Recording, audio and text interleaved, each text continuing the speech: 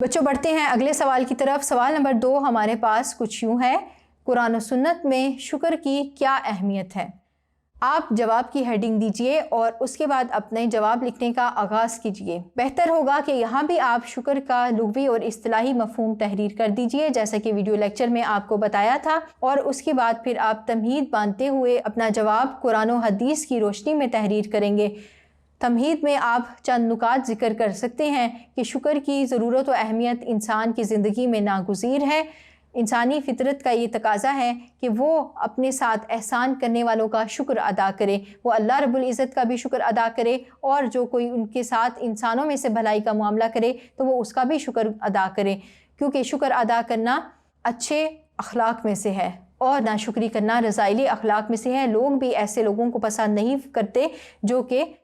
صبر کرنے والے نہ ہوں یا شکر گزاری اختیار کرنے والے نہ ہوں، تو لہٰذا انسان کے لیے ضروری ہے کہ وہ شکر کا رویہ اختیار کرے۔ پھر آپ ہیڈنگ دیجئے شکر قرآن کی روشنی میں، اور اس کے بعد آپ لکھیں گے کہ قرآن مجید میں شکر پر بہت سی آیات وارد ہوئی ہیں، شکر کی اہمیت اور انعامات کا تذکرہ کیا گیا ہے، ارشاد باری تعالیٰ ہے، اور پھر آپ صفحے کے درمیان میں مارکر کے ساتھ آیت کو تحریر کر دیجئے۔ اللہ تعالیٰ نے فرمایا لَإِن شَكَرْتُمْ لَأَزِيدَنَّكُمْ وَلَئِن كَفَرْتُمْ إِنَّ عَذَابِي لَشَدِيدٌ، اگر شکر گزار بنو گے تو میں تم کو اور زیادہ نوازوں گا، اور اگر کفران نعمت کرو گے تو میری سزا بہت سخت ہے۔ تو اس طریقے سے آپ صفحے کے درمیان میں آیت کا متن، اس کا عربک ٹیکسٹ اور اردو ترجمہ تحریر کیجئے، اور اس کے بعد 2 لائنوں میں اس کی مختصر سی وضاحت کریں کہ آیت میں کیا بیان کیا گیا ہے۔ تو اللہ تعالیٰ نے اس آیت میں مومنین کو خوشخبری دی ہے کہ اگر وہ شکر گزاری کا رویہ اختیار کریں گے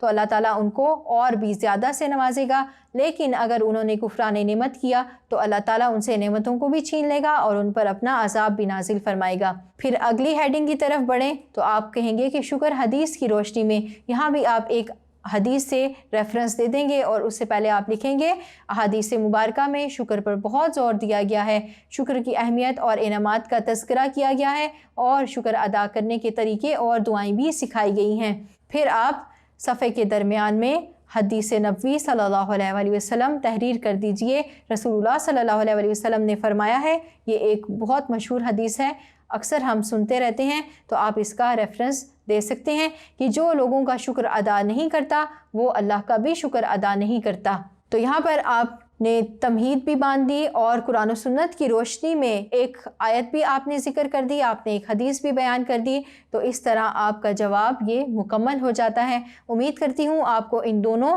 سوالات کے جواب کی سمجھ آ گئی ہوگی۔ اس کے ساتھ ہی tutorial.pk سے اپنی اسلامیات انسٹرکٹر رضیہ نثار کو اجازت دیجیے۔ السلام علیکم ورحمۃ اللہ۔